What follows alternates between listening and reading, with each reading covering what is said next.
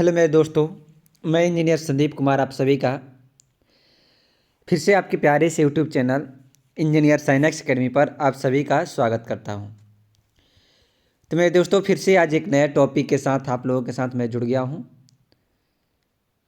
जिसमें अनुशासन टॉपिक पर हम क्या करने वाले हैं, निबंध देखने वाले हैं जो आपके बोर्ड एग्जाम में सीधे 10 नंबर का पूछा जाता है। इससे पहले हमने निबंध पर 3 टॉपिक कवर कर लिया है और वह तीनों टॉपिक आपके एग्ज़ाम की दृष्टि से बहुत ज़्यादा क्या है, महत्वपूर्ण है। आज हम देखने वाले हैं चौथा टॉपिक जो है निबंध का, वह देखने वाले हैं और यह टॉपिक भी बार बार आपके एग्ज़ाम में क्या किया जाता है, प्रश्न पूछे जाते हैं। मैं इस सीरीज़ में जितनी वीडियो बनाऊंगा निबंध पर, आप अगर वीडियो देख लेंगे तो 7 से 8 वीडियो कंप्लीट रहेगा और उसमें से एक न एक निबंध आपके बोर्ड एग्ज़ाम में आ ही जाएगा। इसलिए आप लोग इस वीडियो को ध्यानपूर्वक देखेंगे तो आप अपने एग्ज़ाम में निबंध में अच्छे मार्क्स स्कोर कर पाएंगे और आपको अच्छा मार्क्स मिल जाएगा। तो मेरे दोस्तों, यदि आपको यह सेशन अच्छा लगता है तो अपनी प्रतिक्रिया देना भी ना भूलें, कमेंट बॉक्स में जवाब दें कि आपको यह वीडियो कैसा लगा। और साथ साथ में आपके लिए यह बहुत ज़्यादा क्या है, महत्वपूर्ण भी है। तो चलिए शुरुआत करते हैं आज के इस टॉपिक की। कौन सा टॉपिक है? अनुशासन। अब मेरे दोस्तों, अनुशासन टॉपिक आप क्या करेंगे, लिखेंगे। हर वीडियो में बता रहा हूँ कि कैसे आप लिखेंगे एग्जाम में। तो आपको यह टॉपिक जो लिखना है वह ब्लैक पेन से लिखना है और उसको अंडरलाइन कर देना है। क्या कर देना है? अंडरलाइन कर देना है।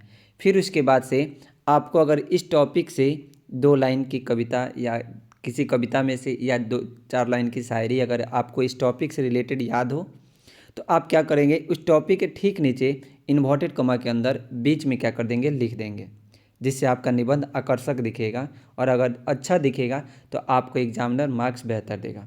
उसके बाद से जो इसके विचार बिंदु हैं, यानी कौन कौन से टॉपिक इसमें क्या क्या लिखना है, तो जिसमें भूमिका, अनुशासन का महत्व है, अनुशासनहीनता के दुष्प्रभाव क्या है और निष्कर्ष क्या है, यह क्या करेंगे आप टॉपिक वाइज क्या कर देंगे, लिख देंगे। तो आपको बेहतर मार्क्स क्या होगा, मिलेगा। तो चलिए देरी न करते हुए क्या करते हैं, सेशन की शुरुआत करते हैं, जिसमें पहले हम देखेंगे कि अनुशासन में भूमिका जो होता है, भूमिका में हम क्या लिखेंगे। तो भूमिका का मतलब रहता है उसका परिचय कि अनुशासन होता क्या है। तो देखते हैं कि सृष्टि के रचयिता ने जिस सृष्टि की रचना की वह इतनी नियम पूर्वक चलती है कि उसके एक एक क्षण का परिवर्तन निश्चित समय पर होता है। अब इसको समझने के लिए एक उदाहरण की सहायता से समझते हैं कि जो इस सृष्टि की रचना हुई है और इसके रचयिता ने जिस प्रकार इसकी रचना की है वह इतने अच्छे तरीके से, इतने व्यवस्थित रूप में किया है कि एक एक क्षण, एक एक समय जो रहता है वह एक निश्चित समय में परिवर्तन होता है। ऐसा नहीं कि अचानक से परिवर्तन, एक निश्चित समय में हर चीज़ें क्या होती है, परिवर्तित होती है।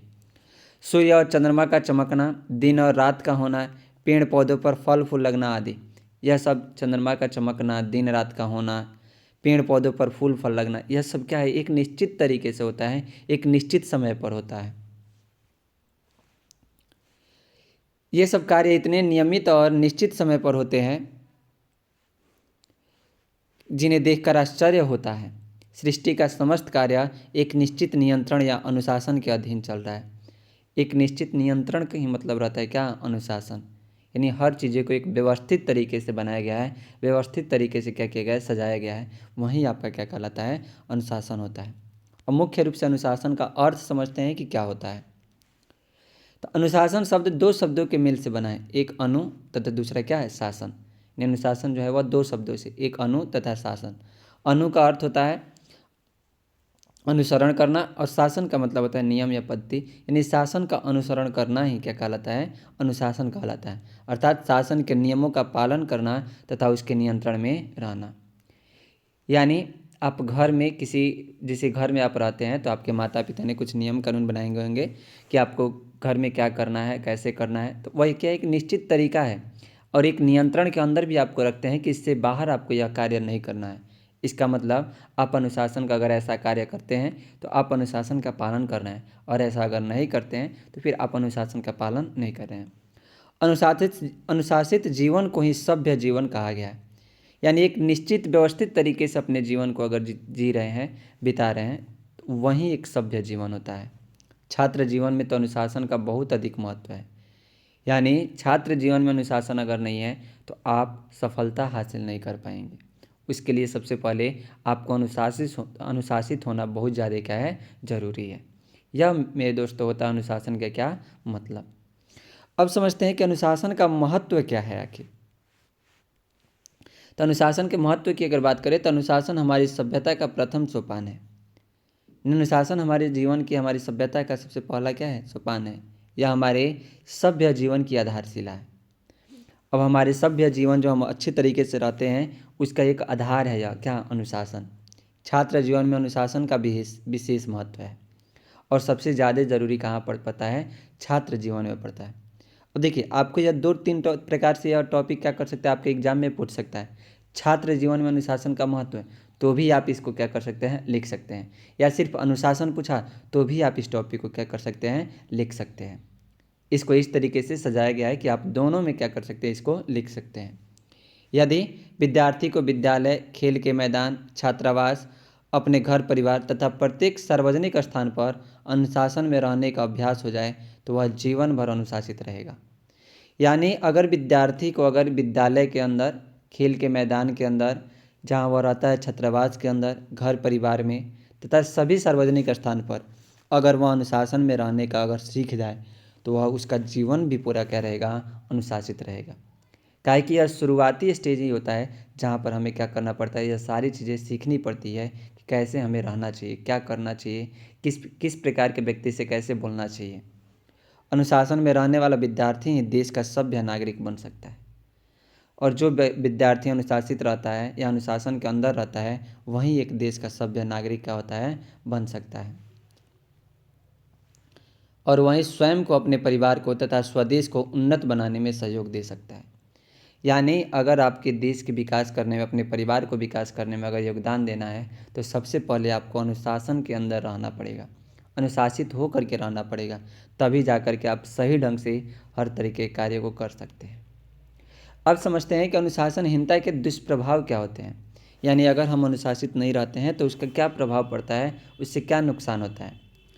तो अगर बात करें तो आज छात्रों की अनुशासनहीनता देश के लिए एक ज्वलंत समस्या है।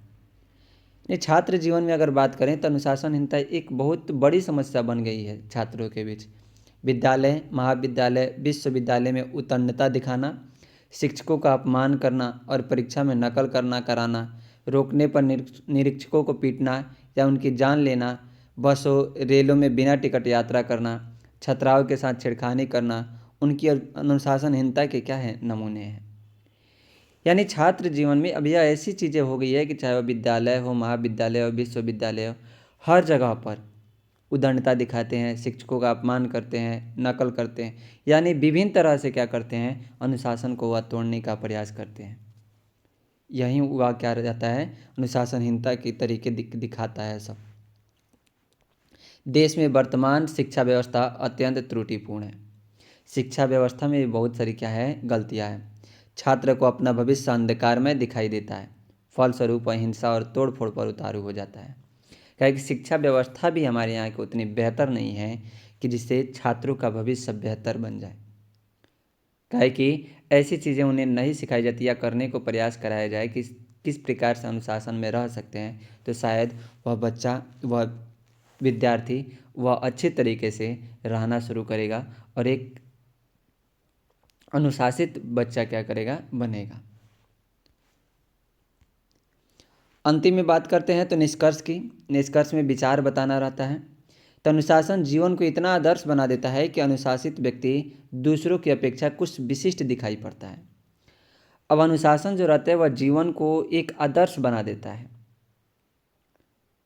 क्योंकि यह दूसरों की अपेक्षा कुछ अलग दिखने लगते हैं।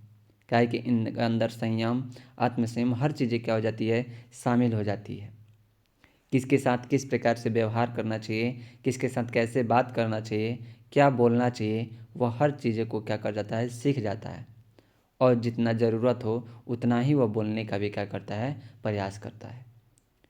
बिना मतलब की बातें करना यह सब अनुशासित व्यक्ति क्या, अनुशासित बच्चे का लक्षण नहीं होता है। जितना काम हो, जितना ज़रूरत हो उतना ही चीज़ें क्या की जाए, जीवन में किया जाए, तो इसका मतलब हम अनुशासन का पालन कर रहे हैं। उसका उठना बैठना, बोलना, व्यवहार करना आदि प्रत्येक क्रिया में एक विशेष व्यवस्था या नियम की झलक मिलती है। यानी जो अनुशासित व्यक्ति होता है उसके उठने बैठने में भी, बोलने में, व्यवहार करने में तथा जितने भी क्रिया हुआ करता है, जितना भी काम करता है उसमें एक विशेष प्रकार की नियम होती है। ऐसा नहीं कि कोई भी कार्य कैसे भी कर दे, किसी के साथ कुछ भी बोल दे, ऐसा उस व्यक्ति के अंदर नहीं रहता है। जो कौन होता है? अनुशासित व्यक्ति होता है। आप भी अनुशासित बनिए, अपने अंदर के गुणों को बेहतर बनाइए जिससे आपकी बुराई लोग न करें। अब अगर आप अनुशासित रहते हैं तो आपके जीवन में बहुत चीज़ें आपको हासिल होगी। ठीक है मेरे दोस्तों, टॉपिक हो गया अनुशासन या विद्यार्थी जीवन में अनुशासन का महत्व। या दोनों टॉपिक एक दूसरे से रिलेटेड, या दोनों में यह निबंध आप क्या कर सकते हैं? लिख सकते हैं और आप 10 नंबर मार्क्स क्या कर सकते हैं? पा सकते हैं। तो यह मेरे दोस्तों हो गया, कुल 4 टॉपिक हमने क्या कर लिया? निबंध का देख लिया, जो आपके बोर्ड एग्जाम के लिए महत्वपूर्ण है। इस टॉपिक से आपके बोर्ड एग्जाम में पूछे जा सकते हैं। तो चलिए मेरे दोस्तों, मिलते हैं नेक्स्ट सेशन में नेक्स्ट टॉपिक के साथ। आज के लिए जय हिंद।